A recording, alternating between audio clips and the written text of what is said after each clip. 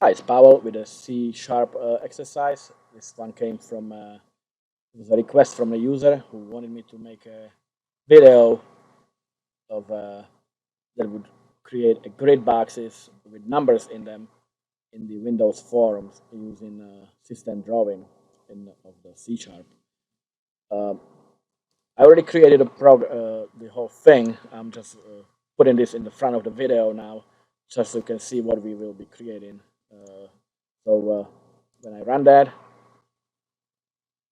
we have a basic form, and over here we have a text box where the user will enter, please enter number of lines. So let's say 10. I'll enter 10 lines, and I'll click draw, and we get a grid 10 by 10 with numbers inside.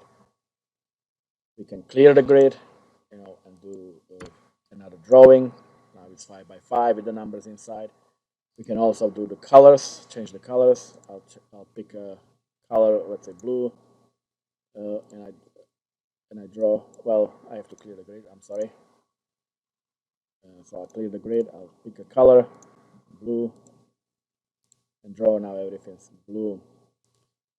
When I go inside the whole thing, we have the graphics, we have the pen, we have the fonts and everything. I can change the font size here. If I change it to only 1 pixel, then everything will be thinner, only 1 pixel. You can see if I change it to 10, then everything will be much bolder. So basically, this is what we'll be creating a grid where the user enters the number of lines. We will be able to adjust the colors. We will be able to clear the grid, and within the code, we'll be able to do some adjustments to the font and the sizes and so forth. So stick around, and I will show you how I did it. I made a form. It's a basic form. This is a panel that I created. I created a draw button when clicked. It will actually make those lines, create the lines. And over here, I have a text box where the user will enter how many lines the he or she wants. In other words, I won't be hard coding a solid grid. It will be a dynamically created grid based on the user input. Okay, so first thing first, we need some variables, of course. And since this is dynamically, I need to know how many lines there will be printed. So our integer lines will equal, and we will convert to integer the content of the text box, text lines. That's where the user will enter the number. So this is our number of lines, how many lines there will be on both vertically and horizontally.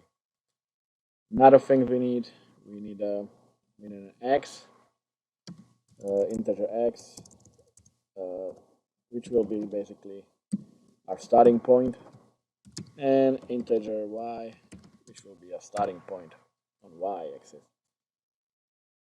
For that, we also need, I'll put it up above. We need the graphics object.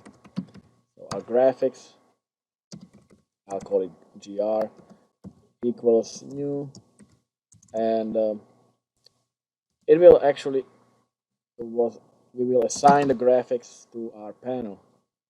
So it will be graphics. No, I'm sorry. It will be new panel dot not new, just panel dot create graphics. All right. So now we created an object from the create graphics method function. So now we can do the drawing and all the other good stuff that the graphics allows us to do. We will need additional things. We will need a pen. Well, we don't have to specify it. We can specify it at the time of drawing, but I like to simply uh, do all the graphics objects ahead, and will equal new pen brushes dot I will say black, for example, and width of the pen, and in other words, how thick the line will be. And I'll just do one pixel. So that's our graphics, and that's our pen. And we can also, since we are going to be writing numbers inside of the grid, we also may use font, my font, and I will assign a new font, and let's make it Arial, and I don't know, 10 points or 10 pixels. So now we have a brushes, now we have a font, and we're ready to draw. Well, okay, so remember, we are drawing horizontally and vertically. Horizontally. So first I will draw vertically, vertical lines, and that's a basic for loop. For integer I equals 0. I is less than whatever the user input, which is the lines. That's how many times it will, loop. So it's less than lines, and let's not forget to increment it. So now we can do a drawing, draw line, and we will simply use my pen as my object. Like I said, we could come over here and just do make the color and everything right here, but this way it's defined on the top. It's easier to change if needed. So our pen, actually the variable is my pen. That's my object. The point will be x. The other point, the starting point will be y, which at the time is 0. And where does it end? Now these are vertical lines, so our x will remain. It will be, that's the one that will be changing. We start from 0, but then we come over here, then here, and draw a line down. So our x needs to change. So we could, which brings me to a very important point. We need to figure out what the spacing is between each line, because this is where the spacing comes to play. We need to space out the lines, otherwise they would be one on top of each other. So I will declare another variable, which is going to be, and you know what? I will make these x and y floats, because it accepts the draw line accepts float. So these will be floats, and so will be specify that it's a float with f. So I will call this x space. In other words, this is the spacing between vertical lines, and that will equal, remember, it's this way. So we go down, but the spacing is this way. So it's the width of the panel divided by the number of lines. So we got a width, panel width divided by lines. And finally, we also do the same for y. So y space equals, this is going to be, of course, panel dot height divided by lines. So, and that's the thing that will be changed. We need to, add between the each line space. So this one will be our x space.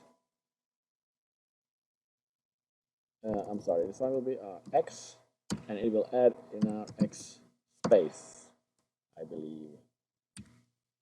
Now let me see if I get a line. At the moment, it will draw only one line, because it's still not being incremented. The spacing is not being incremented. So let's see if I do. We got a line, but it's very short. Oh, that's because it's not X space. I didn't mean X space. What I meant was the panel dot height.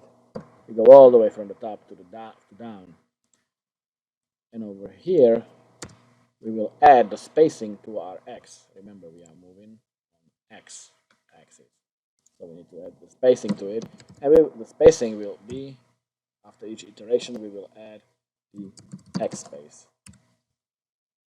So now, when I run it, I should get I'll type 5 here, and I should get 5 vertical lines, and voila, 5 vertical lines.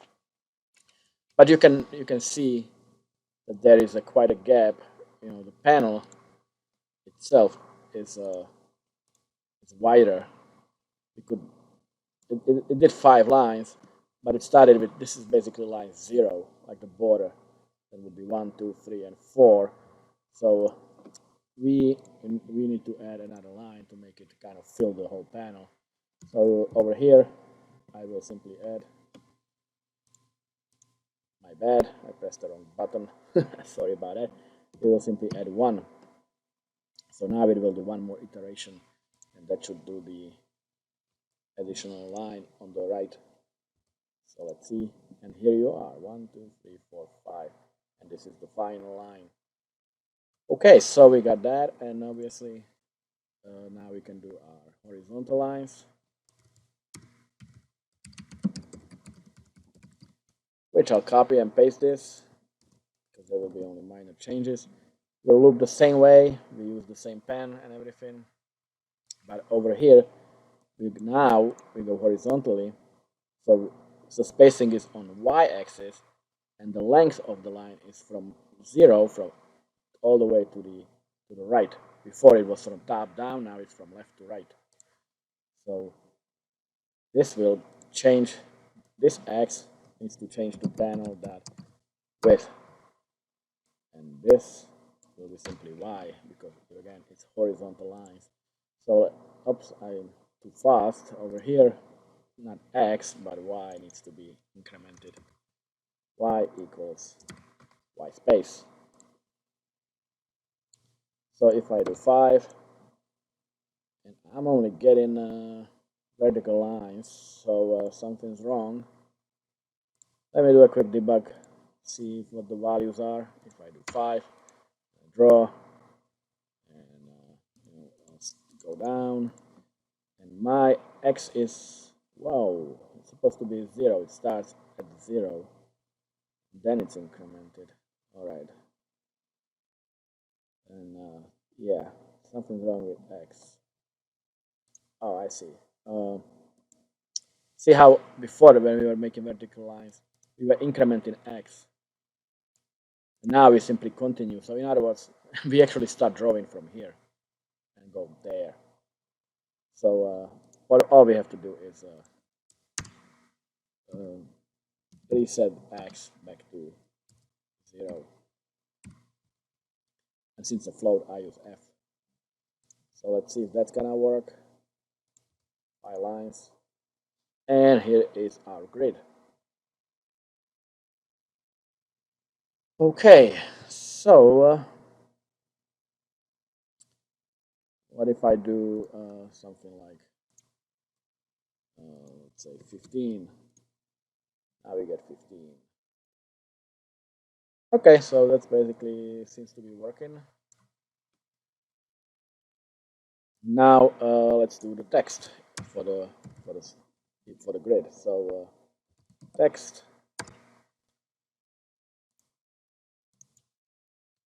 So our text is going to be basically a nested loop. But before we do that, before I forget, let me reset my x again and also my y, because now we increased y as well. So we need to start from 0 again. And it will be a nested loop, like I said. So it's going to be integer. I'm going to be going row by row. Let's say 1, 2, 3, 4, 5. Then next row 6, 7, 8, 9, and so forth. So our row equals 0. How many times? Well, again, the lines. This time over here we added 1, because remember we were doing the right hand line, and also on the bottom line for the horizontal lines. But now we're just filling in the spaces, so we don't need any +1 or mess with that at all. So simply lines and R plus plus. And inside this loop, we will do another one for the columns. So C, not, integer C equals 0. C is less than lines. And C plus plus. Now, how do we write it? Well, we have the font already there. So we can do graphics dot draw string, and what string are we let me just do quickly like that just to see if that's gonna work. Obviously this won't be hard coded right now. Everything will say 1 inside of it, but like I said, this is just for quick testing. Our font, we already have the font, so that's my font. The brush is that I'll do black, and point it would be of course X, and Y will be the other point. Okay, so if I do that, now I have to of course space it again, and I'll be going row by row, so I'm gonna be spacing by X. So X plus equals X space, and this will create this iteration. We create one row. Then we need to go to another one to do like a new line. So over here after the loop, I will increase the Y as well with Y space, but not after, only after the one row it has been completed. Then we'll move to another row. If I put it here, then it will be all over the place. So let's see how that works. Now we should get everything with a 1 inside of it. And we do, but only for the first row. We don't seem to move down. So let me see what the problem is. We move X space, then we go again. Oh, okay. After over here, after we finish the row, we need to reset the X again to 0 because we start from the left again. I think that may do it. Let me see. And here's all the ones. So it's there. So, but what do we do? How do we actually fill it out with the integers? We'll simply do integer counter. I will initialize it to 1. And over here, when it says 1, I will simply display the counter, whatever is being held in the counter. Oh, but hold on a second, since it's supposed to be a string, so I have to convert it to string. So convert to string counter. And after each iteration, I will simply increase counter plus plus. So when it comes to the next square, the next grid, it will be 1 more than before. So let's see if that's gonna work. And you have 1, 2, 3, 4, 11, and then 12, 22, and all the way down. So we're supposed to have 11 lines. 1, 2, 3, 4, 5, 6, 7, 8, 9, 10, 11. So this is correct. This is correct, but since see how this is hanging? I wish what I will try to do now is keep this as the bottom border, like without all this, like the excessive lines. In other words, I want these lines, the vertical lines, to end on my last horizontal line, and I want my horizontal lines end on the last vertical lines, which in this case they do. But so then we must do some kind of a tweak in here. And let me run it again. And let me do like, I don't know, 40 lines. And see, and now I have the font too big. Okay, so I need to adjust the font based on the size or how many lines they are. The font has to be kind of dynamic as well. So we're not finished yet. So I'll do the font first. Okay, so the font is here and it's hard coded as 10. So what I'm going to do is take into consideration, how many lines there are. I kind of determine the density, and then I can adjust the size dynamically. Also, let's keep in mind that it's a rectangle, but I can make it much smaller. Let's say like this. So the difference between y and x is much greater. In other words, if I run the lines now, let me show you what I mean. I'll just do 5 lines. The width of each of these columns is much greater. I mean, the font fits now because we only have five lines. But the point is, if I made it even smaller, let's say like that, and I run it with 5 lines again, the font, well, you can't really see it. It would fit to the width, obviously, because the width is much greater. It's the height of the window or of the rectangle that matters for the font. Okay, so let's work on that. So I'll determine which one is greater, whether it's the width of the panel or the height of the panel. So over here, I'll do a little conditional statement, which basically says if panel dot width is less or equal to panel dot height. In other words, if the width is less than the panel dot height, this is just to determine the orientation of the grid.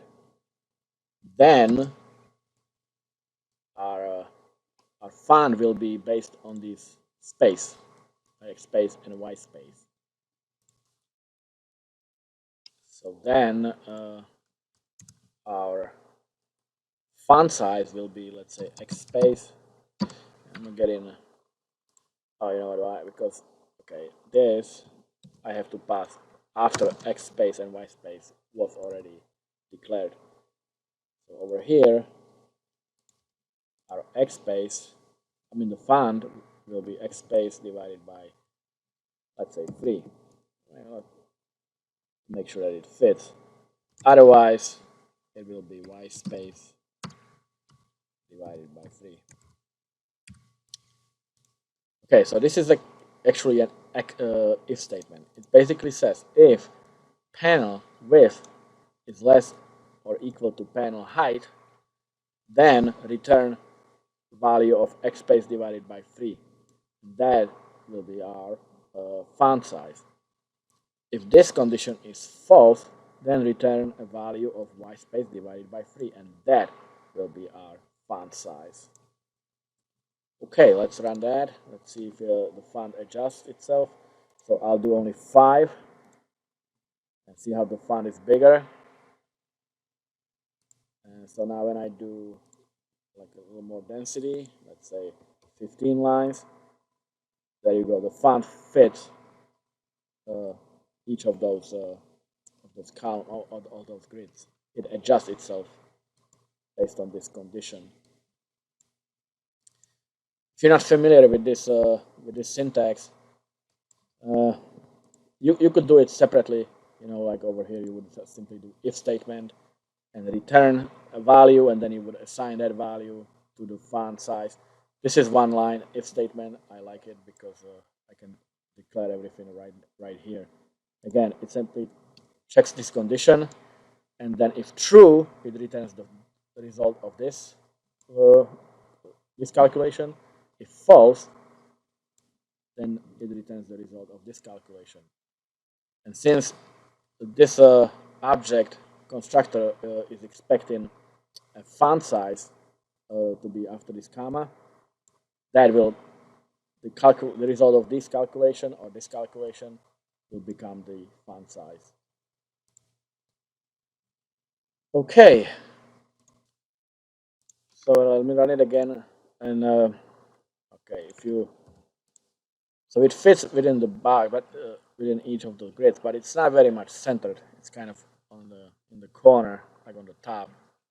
So I'll try to center it, which basically over here, where it says X and Y, or to draw the string of, then we will simply add the font size to it. So we will add the my font dot size, and the same for Y. So that should move it to the right and down. Plus my font dot size. So now when I run it, it should be kind of centered. Probably not all the way centered, but there you have it. So the font should be all right. Again, but now see, like before we had these lines hanging like out on the bottom. Now we have it to the right. So we have to kind of figure out how to make them end where they're supposed to end.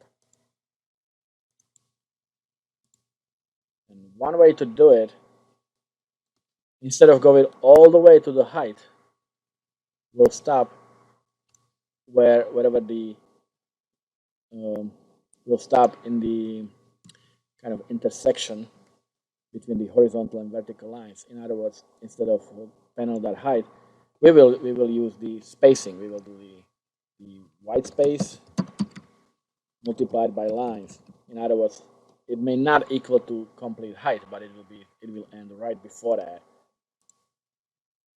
And over here, panel width, it will be our X space multiplied by lines. So now when I run it, let's see if it's gonna work.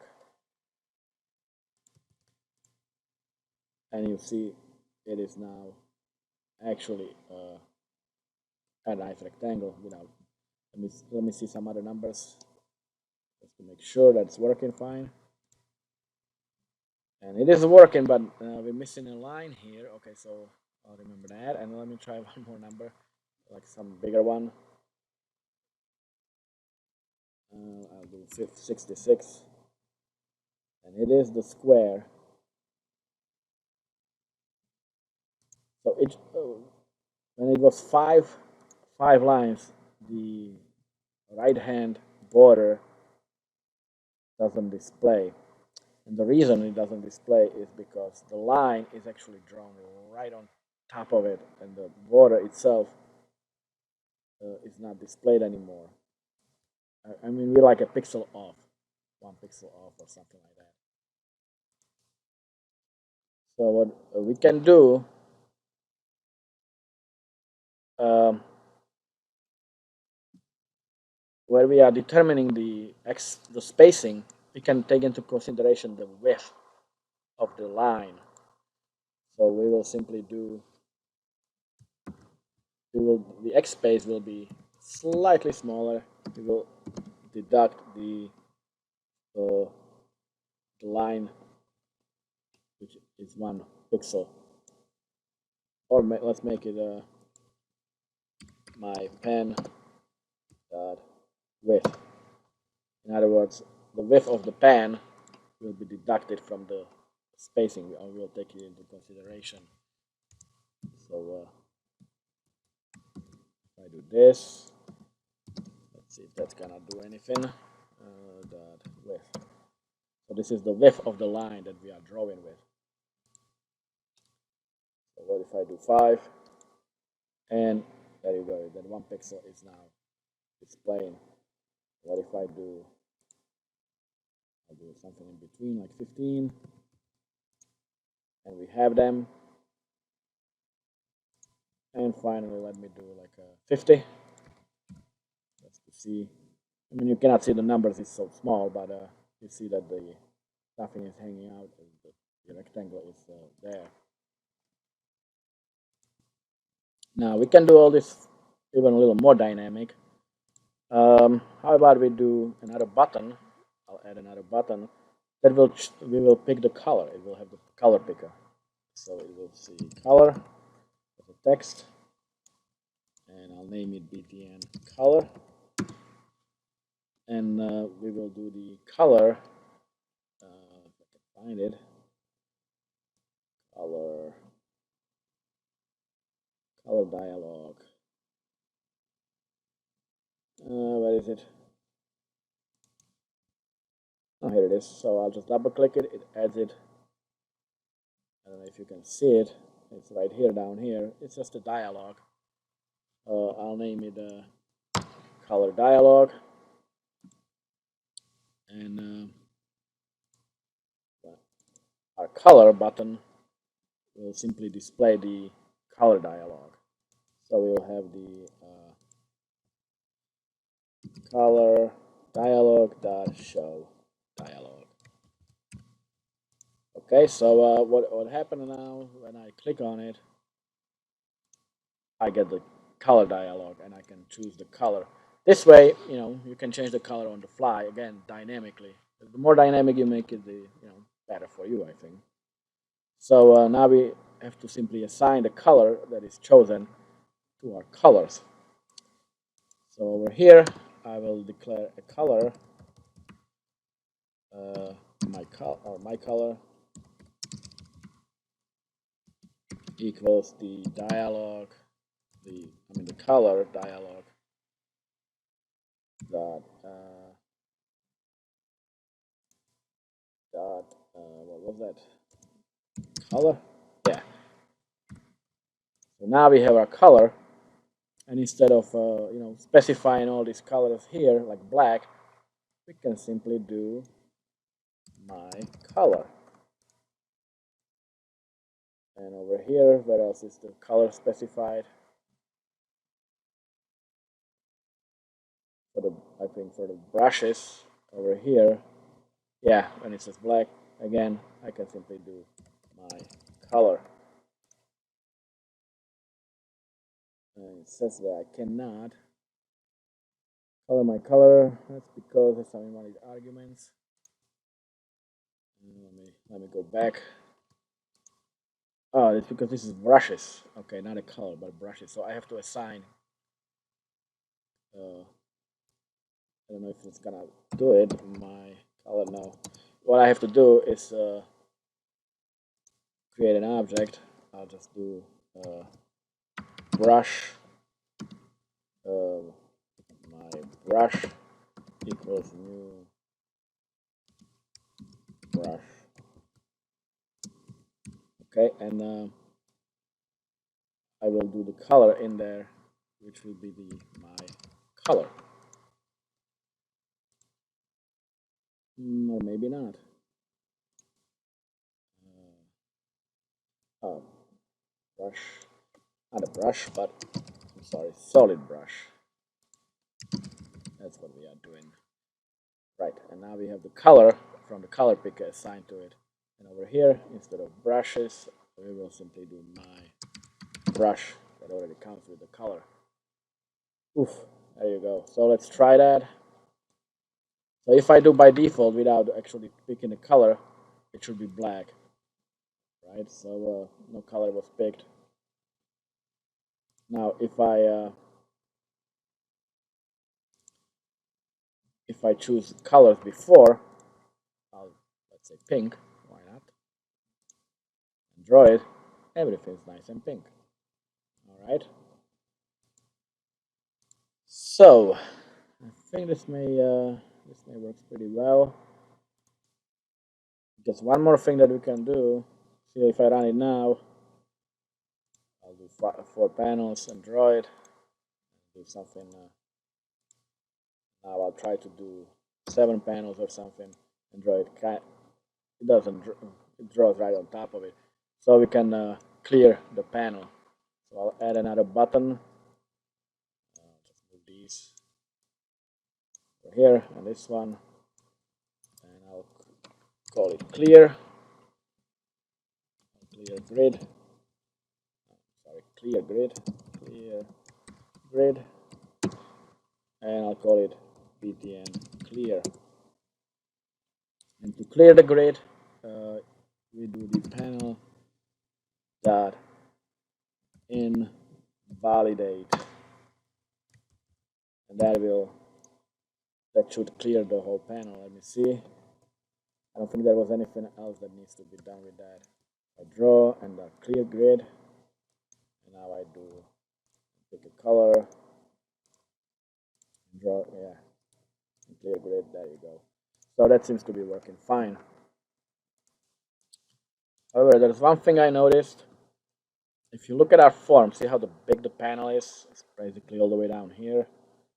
If I run it and do, like, let's say 30 lines,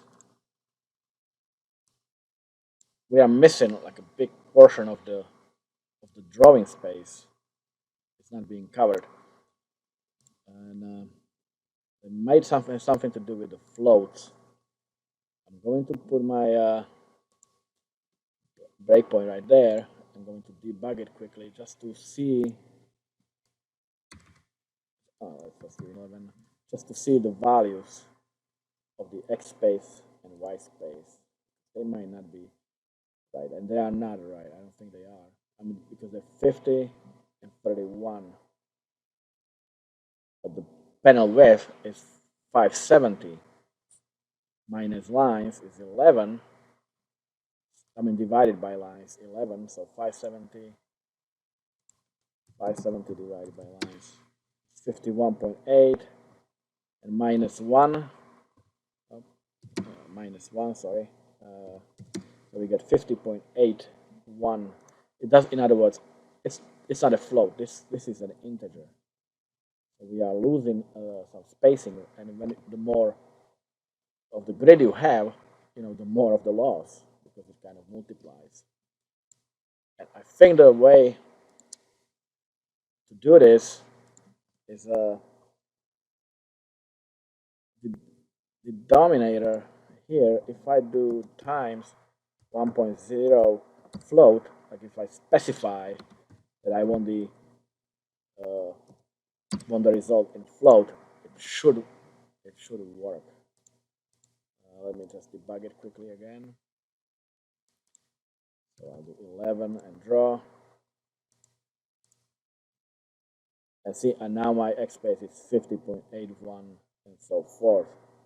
So that should do it. Let me see. I do 11. Yeah, we got the line. I'll clear that, and I'll do something more dense. And we should. What I'm looking for is to fill the whole panel, and it still doesn't. It's still, the panel goes all the way down here. It doesn't stretch that far. Well, let me think. Something wrong with the spacing. So if I divide the width minus lines minus the width of the pen. But why am I doing the pen at the end? I should take away the width of the pen from the width before I even do the division. I think that's what the problem is. Let me see. So if I go over here, I'll just put it into parentheses. If I do that 1 pixel here, I multiply by the float to make sure that we get the float, and then divide it by line. Because if I do it at the end, again, it keeps adding up, and the same with each iteration of each of those loops. So I'll do this again over here. So yeah, I have the width minus the 1 pixel multiplied by 1.0 to make it a float, and then divided by the line. So let's see if I go and do, let's say, 10 lines, and it fills the panel, and nothing is hanging out or anything. And if I do 55 lines, it fills the panel as well, as much as it can. Obviously, you cannot read the numbers; it's too small, but it goes all the way from the top to the bottom and from the left to the right. The panel is filled.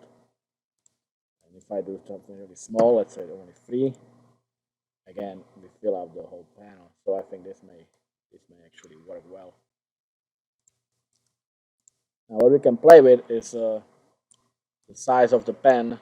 Let's say I'll make it 5 pixel, and if I do that, and I do 11 lines, we got it thicker. See, but it fills the whole panel.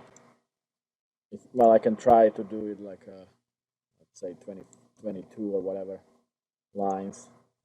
Yeah, again, it fills the panel with the thicker looking lines because now we have it 5 pixels.